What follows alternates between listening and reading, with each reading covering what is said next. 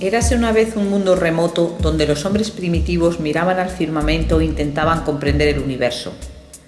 Con el paso del tiempo, los pueblos andinos comenzaron a fijarse en los cambios que se producían en el cielo e identificaron a la luna con la plata.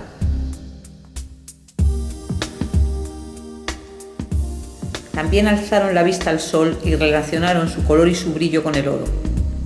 Este culto al sol nos ha dejado hermosas piezas de oro, algunas de ellas elaboradas con fragmentos de concha o piedras semipreciosas como la turquesa.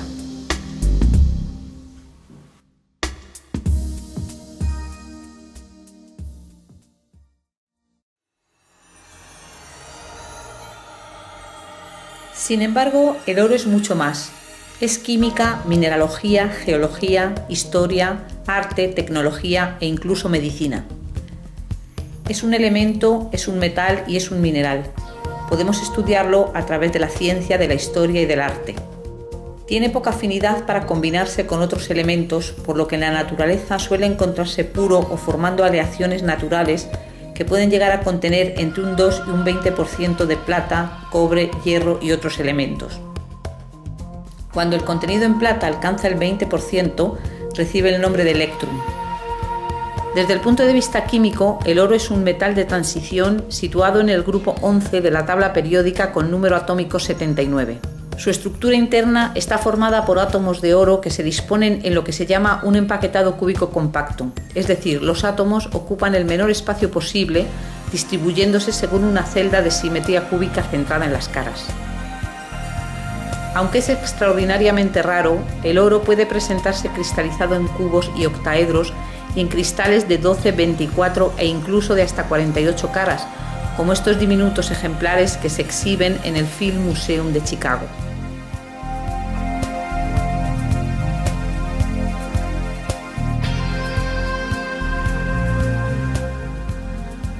Sin embargo, lo habitual es encontrarlo en forma de masas redondeadas por transporte y rodamiento, que se llaman pepitas, o con formas filiformes de alambres reticuladas o dendríticas. Es amarillo, brillante, blando, denso y el mineral más maleable y dúctil que se conoce, lo que le confiere unas propiedades mecánicas inestimables para la joyería, la orfebrería y aplicaciones de carácter tecnológico. Debido a estas propiedades, sucesivas civilizaciones, como etruscos, griegos, romanos o pueblos andinos, han aprovechado el oro para elaborar adornos y joyas.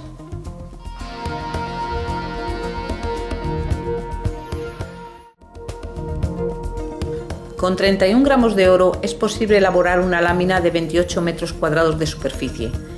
Este es el procedimiento para hacer el pan de oro, con el que tradicionalmente se han decorado todo tipo de manifestaciones artísticas. Más desconocidas son sus múltiples aplicaciones de carácter tecnológico. En la industria electrónica se utilizan hilos extraordinariamente finos de oro para conectar circuitos o en forma de capas micrométricas electrodepositadas sobre los conectores. El oro asegura una buena transmisión y limpieza de las señales. En la industria aeroespacial se emplea como recubrimiento externo de satélites, naves y astronautas para reflejar y redirigir radiaciones incidentes y evitar que dañen a personas y equipos.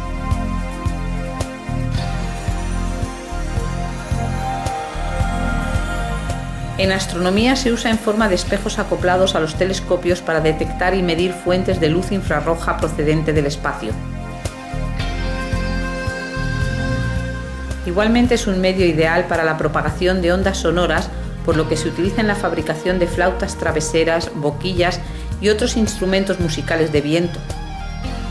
También como baño de oro se aplica a todo tipo de objetos. En medicina se está estudiando si puede producir efectos beneficiosos para el organismo y actualmente se aplica en tratamientos de belleza. Otras aplicaciones aprovechan la especial sensibilidad del oro frente a la radiación infrarroja para fabricar termómetros timpánicos.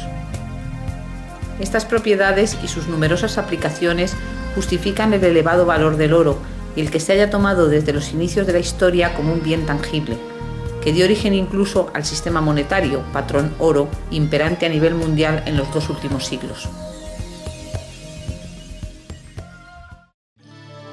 ¿Dónde se encuentra este metal precioso que los seres humanos han buscado incesantemente a lo largo de su historia? Los yacimientos de oro se encuentran en rocas formadas en todas las etapas de la historia de la Tierra, desde el arcaico hasta áreas geotermales actuales y en todos los ambientes geológicos. El oro es un metal muy raro. El manto y la corteza terrestre tienen menos de una parte por billón de media, y además solo una muy pequeña parte de esta escasa cantidad forma oro como mineral propiamente dicho. Lo frecuente es que el oro se encuentre como átomos aislados en la estructura de otros minerales como arsenopirita y pirita.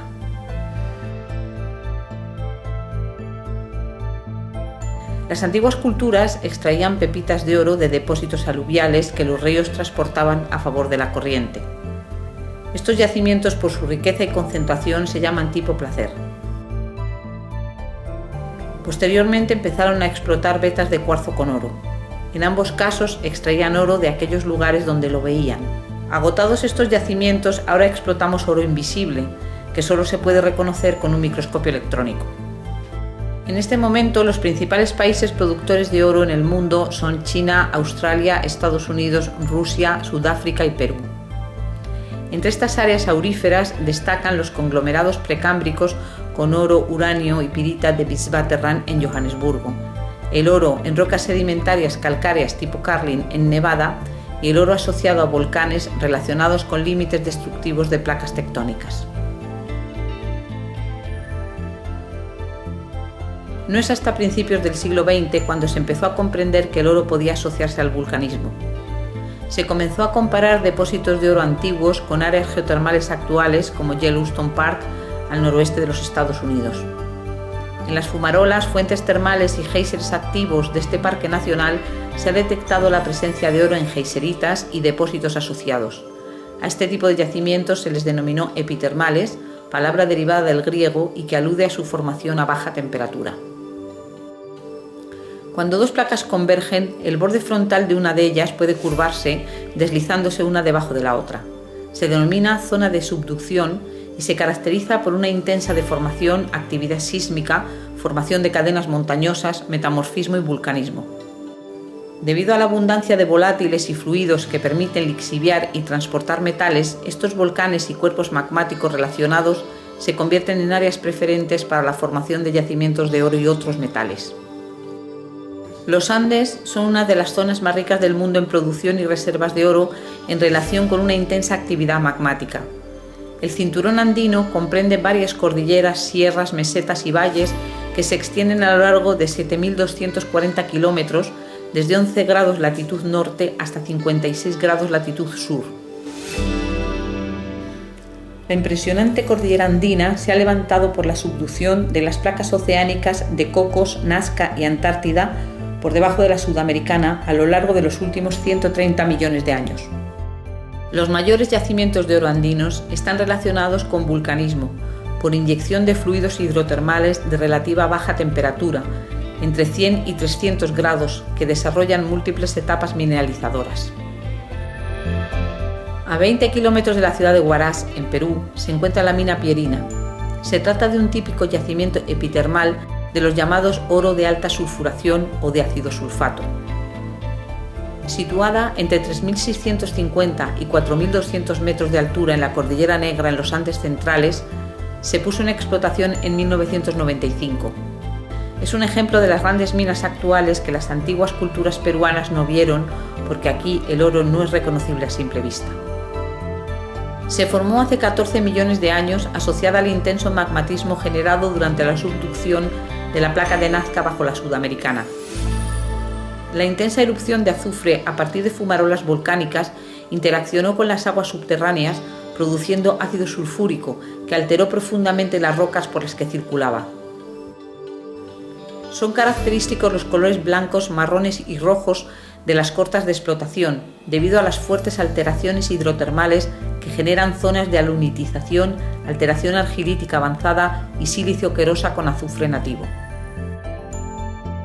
La mineralización se desarrolla en varias etapas a lo largo de las cuales un oro submicroscópico se encuentra diseminado en topas dacíticas, piroclastos riolíticos, brechas hidrotermales con cuarzo, pirita o paritina y zonas de oxidación.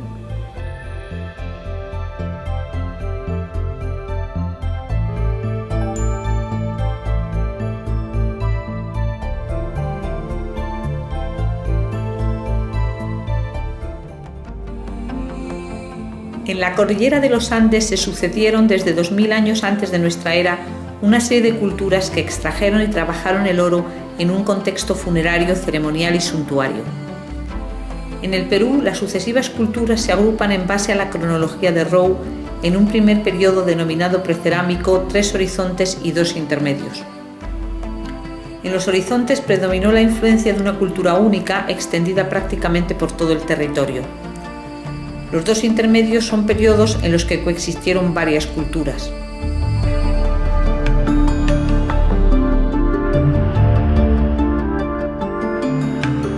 Que se tenga conocimiento, la metalurgia en el antiguo Perú comenzó hace unos 4000 años. El objeto más antiguo que se conserva es un collar de oro y piedras semipreciosas que fue encontrado en la localidad de Xiscaraymoco, cerca del lago Titicaca. El collar muestra láminas enrolladas en tubos elaboradas por la denominada técnica de martillado. También se suponen elaboradas por la misma técnica las pequeñas láminas de oro encontradas en la localidad de Huayhuaca y datadas en 3500 años. Hacia los años 1500 y 1000 antes de nuestra era se empezaron a trabajar cobre y plata.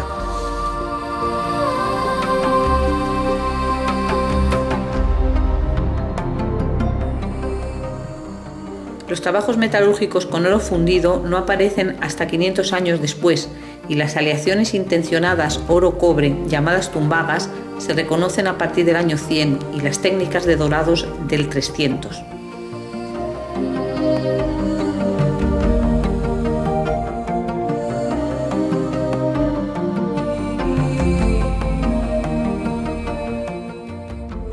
Desde el año 600 la cultura wari generaliza el uso del bronce y alrededor del 700 se empieza a utilizar en la costa norte bronce arsenical para la elaboración de armas, herramientas, utensilios y comercio.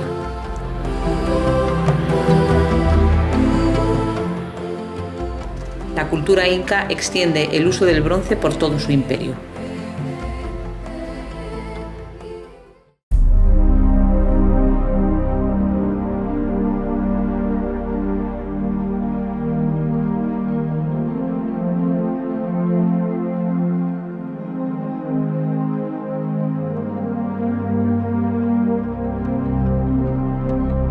Durante el periodo precerámico se alcanzó el dominio del fuego. Con una antigüedad de más de 5000 años se encuentra la arquitectura monumental más antigua de América, la ciudad de Caral, donde se edificaron pirámides, plazas y altares de fuego.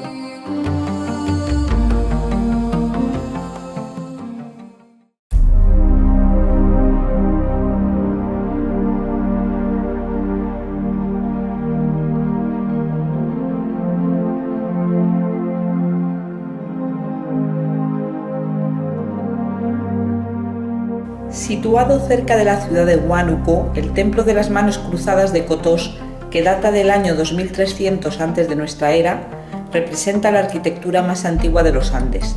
Su nombre está relacionado con la escultura de unas manos cruzadas que se encontró en su interior.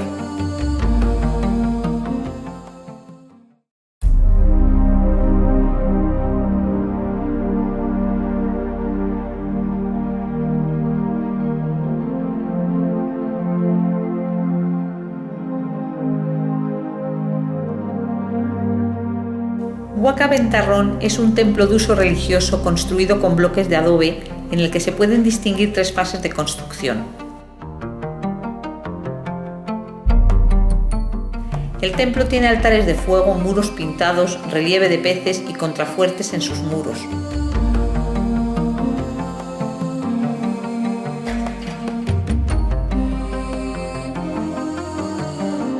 Un mural con la caza de un venado está considerado como el más antiguo de América. En Huaca Ventarrón se ha encontrado el esqueleto de un mono y el de un guacamayo con un collar de turquesas que se han interpretado como ofrendas dentro de un ritual.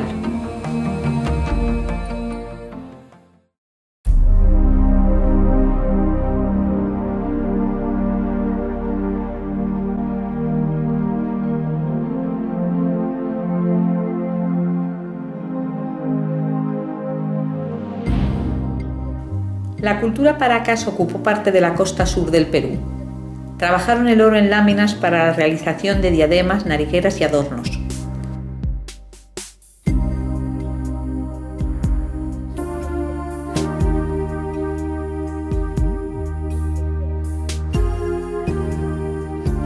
periodo se divide en dos etapas, la Paracas Caverna y la Paracas Necrópolis, que se diferencian por la forma de sus enterramientos.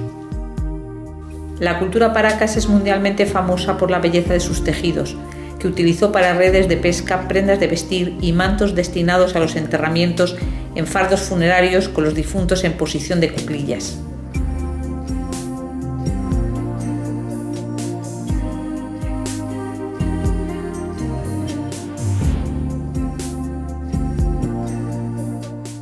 En la ladera norte de la costa de la península de Paracas se observa el inmenso tridente o candelabro, del cual se desconoce su origen o utilidad. A unos 20 kilómetros de la costa, en el Océano Pacífico, se encuentra la Reserva Nacional de las Islas Ballestas, con sus numerosos lobos marinos, pingüinos de Humboldt y aves guaneras. El guano, producto de los excrementos de las aves, fue utilizado por todas las culturas de la zona como fertilizante natural para la agricultura.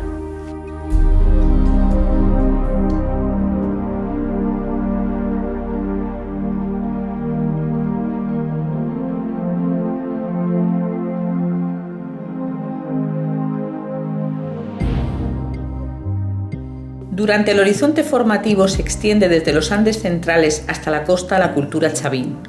Compartieron tiempo y espacio con la cultura cupisnique en la costa norte y con la Paracas en la costa sur. Su templo más importante, Chavín de Huántar, en el Callejón de los Conchucos, fue durante siglos un lugar mágico religioso de peregrinación y entrega de ofrendas provenientes de todo Perú. Allí vivían sacerdotes dedicados al culto y a la observancia de la naturaleza con el fin de elaborar el calendario agrícola.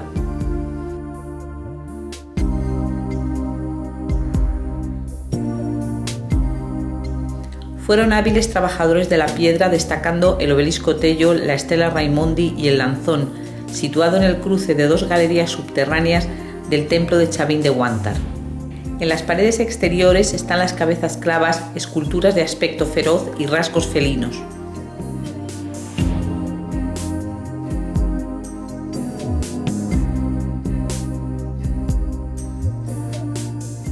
Los metales también estuvieron presentes en la cultura chavín. Prueba de ello es la corona de oro de las 14 caras de la fase Cunturhuasi, años 700 antes de nuestra era, que se encontró en el Cerro Las Copas cerca de Cajamarca. La corona tiene elementos móviles y se construyó por la técnica de laminado, recalentándose para evitar la formación de fisuras. Las láminas se recortaban o calaban en su interior y se adornaban por repujado o por embutido, presionando sobre una superficie blanda.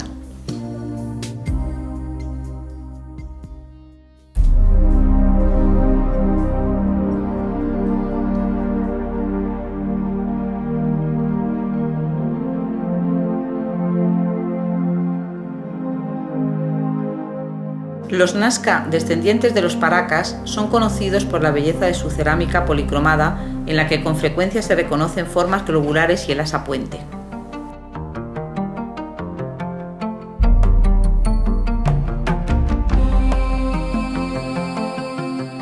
Elaboraron máscaras, orejeras, tocados y narigueras con las mismas técnicas de orfebrería que sus predecesores.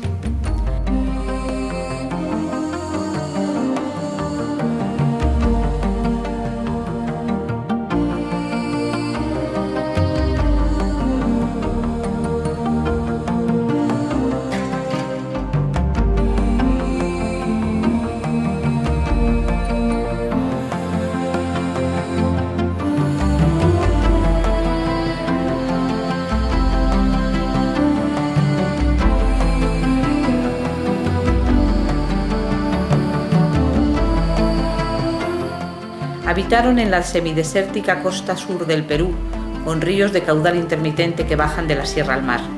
Para subsistir y explotar los recursos agrícolas en un entorno de extrema aridez, los Nazca descubrieron la existencia de abundante agua subterránea, la cual canalizaron con acueductos.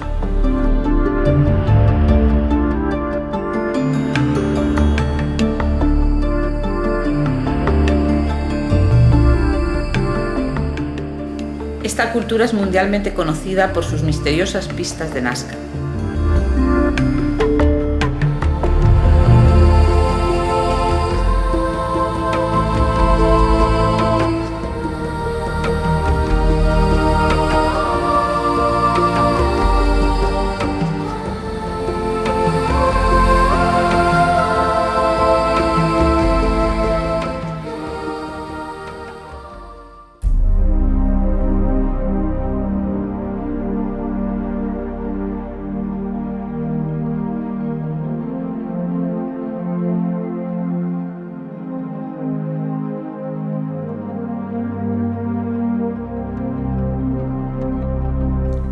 La cultura moche o mochica se asentó en la costa norte, principalmente en el valle del río Moche.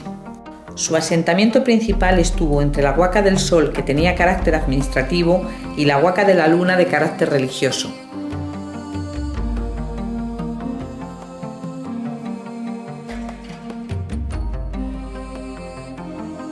Estas huacas tienen una estructura piramidal escalonada trunca que sufrieron al menos 5 modificaciones sucesivas por el método del llamado enterramiento de la pirámide.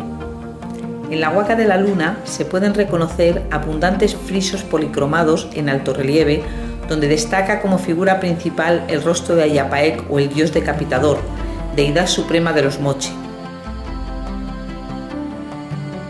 En estas pinturas murales se puede observar la representación de objetos de metal como orejeras, mazas o tumis. También destaca el altar mayor y el muro de los mitos, que representa la cosmología moche. En la fachada norte de la pirámide, junto a la plaza ceremonial, veremos 7 impresionantes niveles de frisos policromados en alto relieve.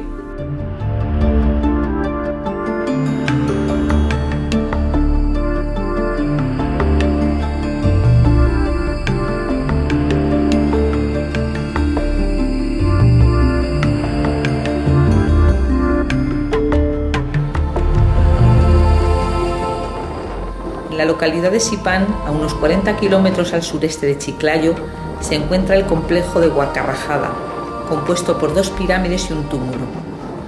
En el año 1987, el doctor Walter Alba descubrió las famosas tumbas del señor de Sipán y de otros personajes de élite.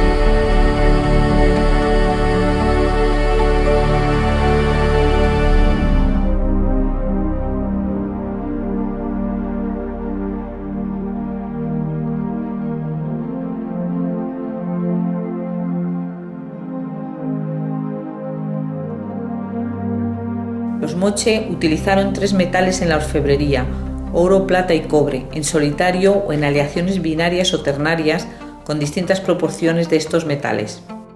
Con ello se conseguían distintas tonalidades de color en el objeto. El nombre de tumbaga se reserva a una aleación binaria o ternaria con proporción baja de oro sobre un 20% y alta de cobre.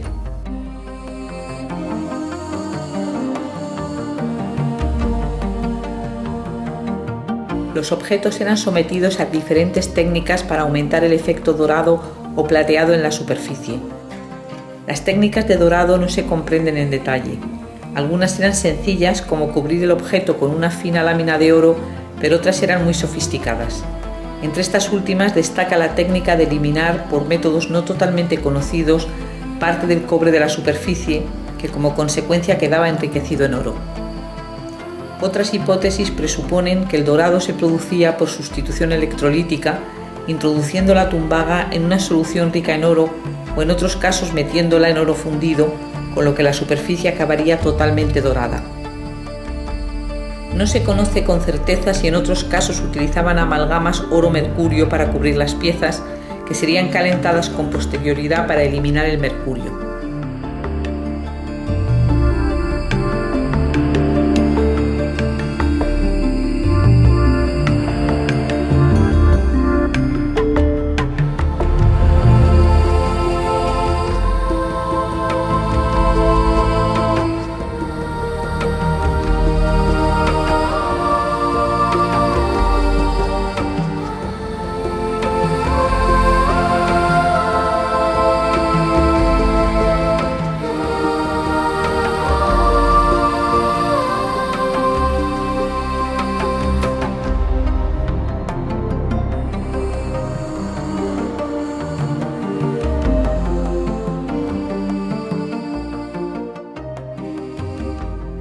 Los mocho mochica han sido unos de los mejores ceramistas de la historia. Su cerámica, en la que predomina el rojo y el crema, ha permitido conocer sus costumbres y creencias mitológicas, puesto que no dejaron escritura.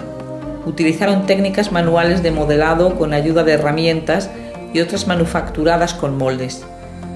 En los objetos realizados en cerámica, denominados huacos, destaca el uso frecuente del asa estribo.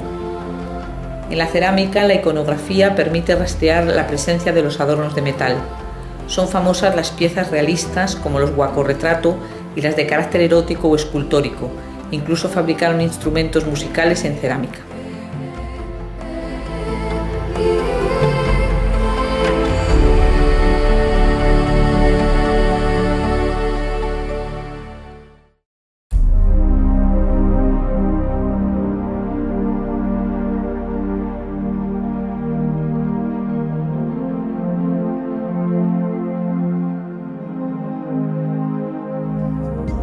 En el lago Titicaca se gestó un centro de poder que conocemos como Tiahuanaco, que posteriormente será transmitido por todo el altiplano por la cultura wari, de fuerte carácter militar y de conquista. Principalmente trabajaron oro, cobre y bronce con las mismas técnicas que sus predecesores.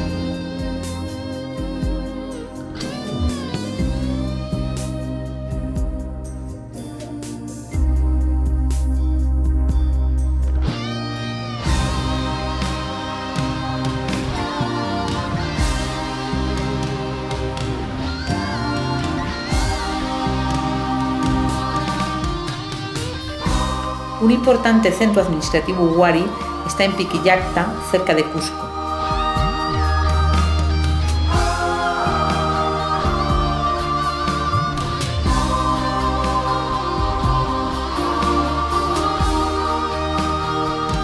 La boca pucllana pertenece a la cultura lima, aunque posteriormente fue utilizada por los wari como centro de enterramiento. Se encontró entre diversos objetos el fardo funerario conocido como la Dama de la Máscara. También utilizaron Pachacamac, cerca de la Lima actual, como centro ceremonial mágico-religioso al que acudían peregrinos de toda la costa. Fue un lugar de culto de forma continuada desde la cultura lima en el año 100 hasta el final del Imperio Inca. El lugar tomó el nombre de la divinidad a la que se le rendía culto, el dios Pachacamac.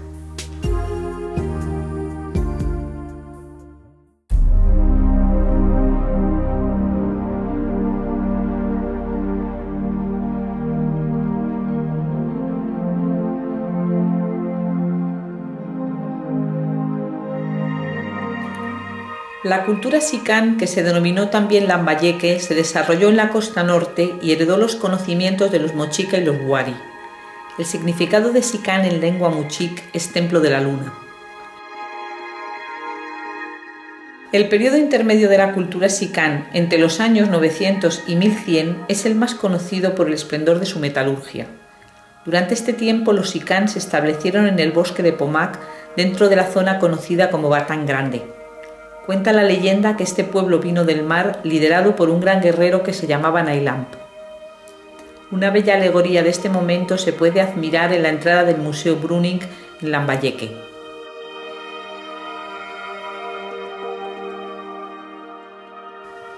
Sobre el año 1000 se construyeron en el bosque de Pomac más de 30 pirámides, truncas y túmulos con adobes, cuya parte superior se destinaba a ceremonias. Debido a los materiales de adobe que se utilizaron, con el paso del tiempo la erosión ha afectado profundamente a sus estructuras.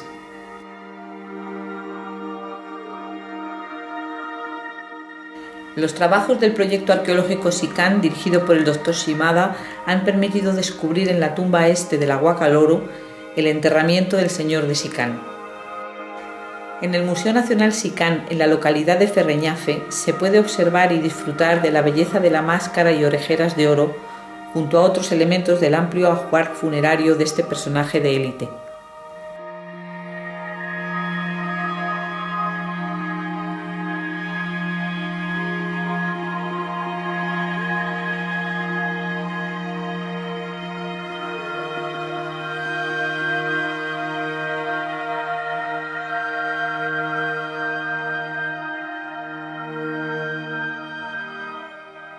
La cultura Sican sufrió años de sequías y lluvias torrenciales posiblemente producidas por el fenómeno meteorológico del Niño. El pueblo perdió la fe en sus dirigentes al atribuir todas estas desgracias al traslado de un ídolo de un lugar a otro, y dieron fuego a los santuarios religiosos y centros administrativos de lo que hoy conocemos como Santuario Arqueológico del Bosque de Pomac. A partir del año 1100, el pueblo Sican se trasladó a Túcume, donde construyeron más de 26 pirámides de adobe como Huaca las Balsas, Huaca Larga o Huaca las Estacas.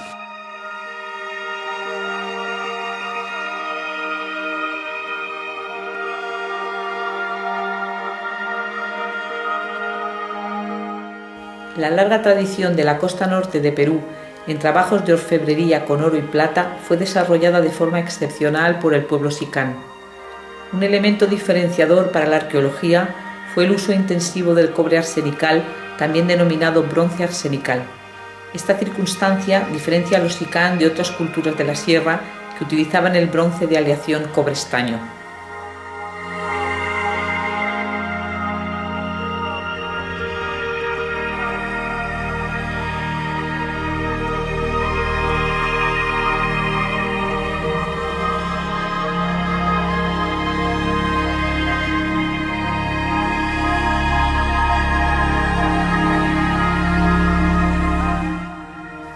Actualmente se investigan los procesos del uso intencional del arsénico, así como en los llamados naipes, láminas de cobre arsenical que podrían haberse utilizado para el comercio en calidad de moneda.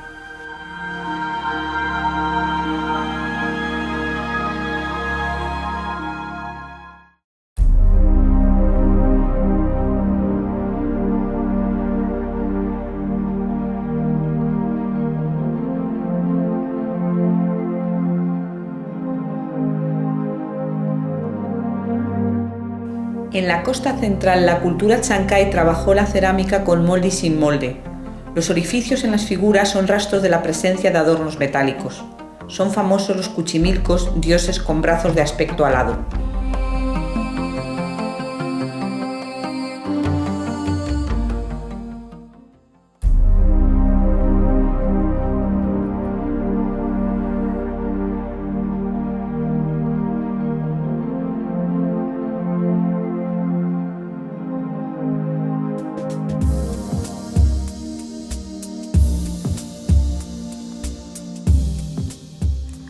Chan Chan, que quiere decir sol sol o gran sol, construida en adobe y fuertemente amurallada, fue el centro más importante de la cultura chimú. Su entrada está custodiada por dos grandes ídolos de madera.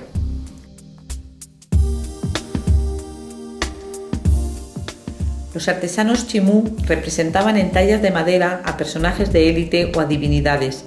En estas figuras continúa presente el uso cotidiano del metal.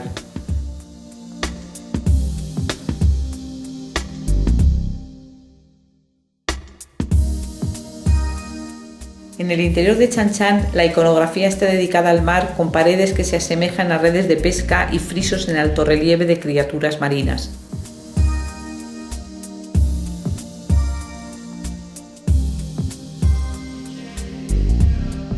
Trabajaron la plata como representación de la divinidad de la luna y el oro como la del sol. En varias culturas de la costa norte, la deidad de la luna, debido a su doble manifestación nocturna y diurna, predomina sobre la del sol, que solo se muestra durante el día.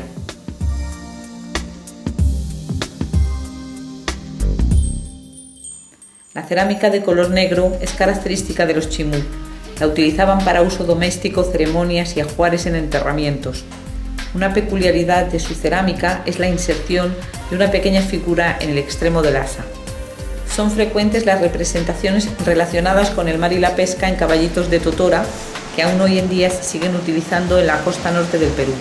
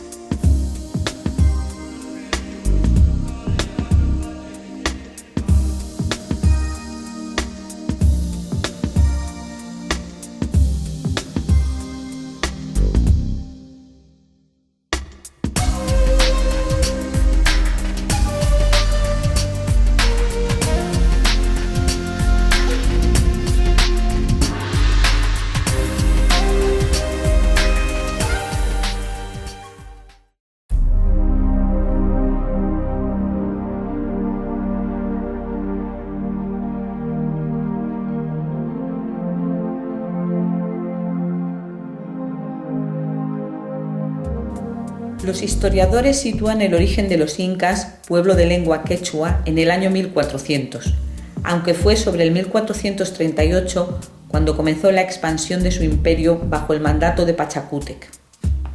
El territorio incaico es el llamado Tahuantinsuyo, que corresponde a lo que hoy es el sur de Colombia, Ecuador, Perú, Bolivia y norte de Chile, abarcando una costa de Océano Pacífico de más de 4.000 kilómetros. Al no disponer de escritura y para tener guardada la información de tan extenso territorio, los incas utilizaban los quipus. Esta técnica consistía en ir haciendo diferentes tipos de nudos a distintas alturas en cuerdas de varios colores, con los que controlaban los datos del imperio.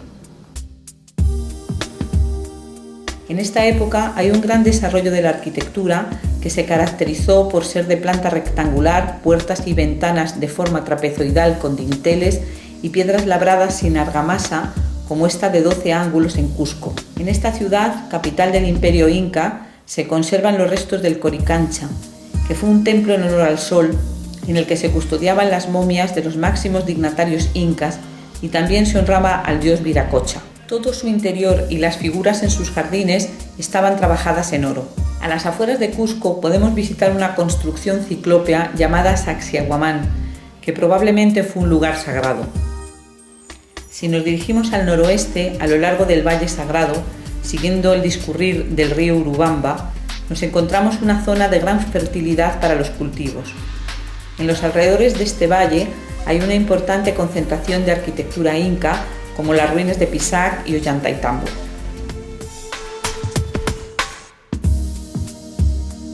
Los incas construyeron en las laderas de los cerros terrazas o bancales que se utilizaron para cultivos.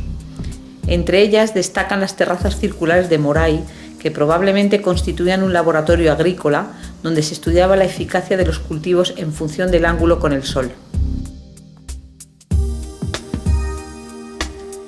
No muy lejos se encuentran las minas maras de sal común, usadas al menos desde el periodo inca hasta la actualidad. Siguiendo el curso del río Urubamba y a una distancia de unos 110 kilómetros de Cusco, los incas edificaron la majestuosa ciudad de Machu Picchu.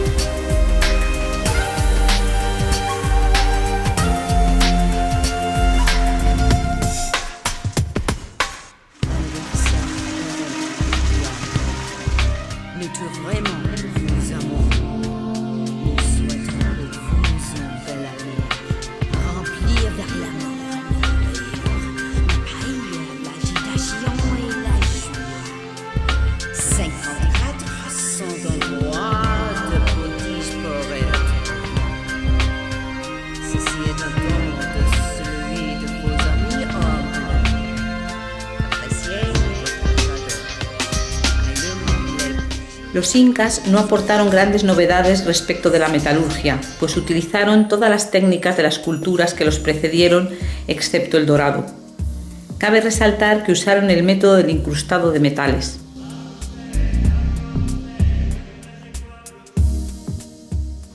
Trabajaron pequeñas figuras para uso suntuario y ofrendas. Se generalizó la fabricación de armas y herramientas en bronce.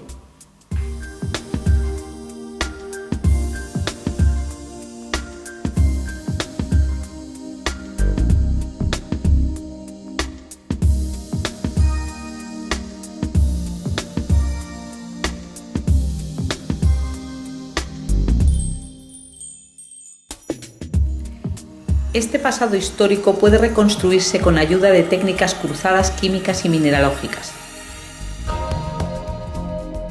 Actualmente se pueden analizar piezas arqueológicas por técnicas no destructivas como la difracción de rayos X en una plataforma multipropósito y la microscopía electrónica.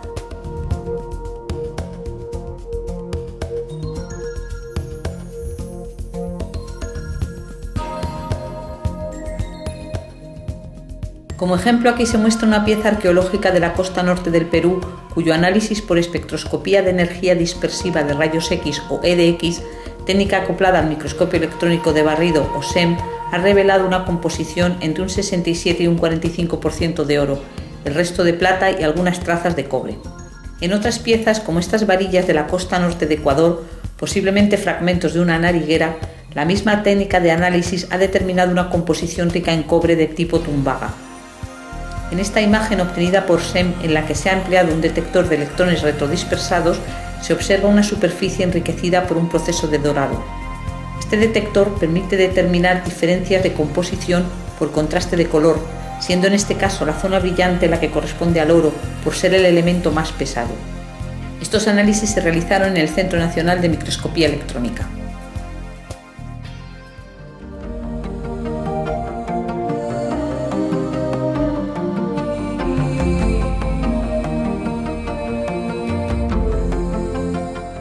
Hasta aquí hemos mostrado cómo el oro es química, mineralogía, geología, historia y arte. Pero también desde el comienzo de la humanidad ha sido y es leyenda, fascinación y atracción. Su relación con el sentimiento mágico religioso y la sensación de inalterabilidad hizo que algunos eligiesen el oro como compañero de viaje para toda la eternidad.